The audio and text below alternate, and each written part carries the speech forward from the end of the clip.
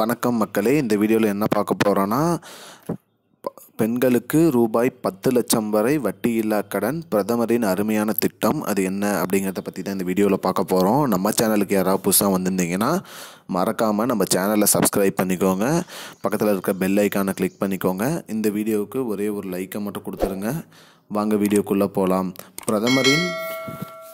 பிரதமரின் பிரதான மந்திரி முத்ரா யோஜனா திட்டம். இந்த திட்டத்தோட பேர் இந்த திட்டத்து மூலிமா நமக்கு 10 லட்ச ரூபாய் வரைக்கும் லோன் கொடுப்பதா சொல்லியிருக்காங்க. மேலும் நம்ம சிறு தொழில் தொடங்குறதுக்கு மற்றும் விவசாயம் செய்வதற்கு, அப்புறம் சின்ன சின்ன கடைகள் எதாவது ஆரம்பிக்கிறதுக்கு, இல்லை சின்னதாக ஏதாவது கார்மெண்ட்ஸு அந்த மாதிரி திட்டம் ஆரம்பிக்கிறதுக்கு, எதுக்காக இருந்தாலும் அதற்கான அனைத்து விதமான இதுவும் ஆதாரங்களையும் ரெடி பண்ணிவிட்டு நாம் இவர்களிடம் 10 லட்ச ரூபாய் வரை லோன் பெறலாம். இதற்கு வட்டியில்லா கடனாக நம்ம கொடுக்குறாங்க. மேலும் இந்த திட்டத்தின் மூலம் நம்ம பயன்பெற்று அந்த கடனை நம்ம திரும்ப செலுத்துகிற மாதிரி இருக்கும். மேலும் சிறு குறு தொழில் தொடங்குவவங்களுக்கு இந்த அமௌண்ட் உதவியாக இருக்கும். அதனால் பிரதமரின் இந்த திட்டத்தின் மூலமாக நிறைய பேர் பயன்பெற்று வராங்க.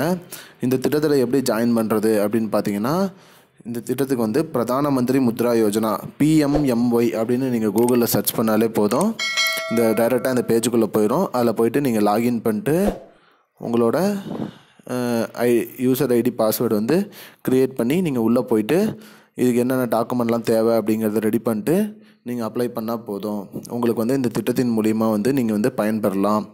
மேலும் இதன் அதிகபட்ச அமௌண்ட்டாக 10 லட்ச ரூபாய் வரைக்கும் கொடுக்குறாங்க. ஸோ 10 லட்ச ரூபாய் வரைக்கும் லோன் பெற்று நீங்கள் சின்னதாக தொழில் தொடங்கலான்னு நினைக்கிறவங்க இதன் மூலிமா பயன்பெறலான்னு சொல்லியிருக்காங்க. இதுதான் இப்போதைக்கு முக்கியமான பயனுள்ள தகவல். இது போன்ற பயனுள்ள தகவலை தெரிஞ்சுக்கொள்ள நம்முடைய சேனலை மறக்காமல் சப்ஸ்கிரைப் பண்ணுங்கள். நன்றி. I don't understand your jokes, man. Because it's not a joke. முன்ன பின்ன தெரியாத ஒரு பையனுக்காக விடுற அந்த மனசு இருக்க, அதான் கடவுள்.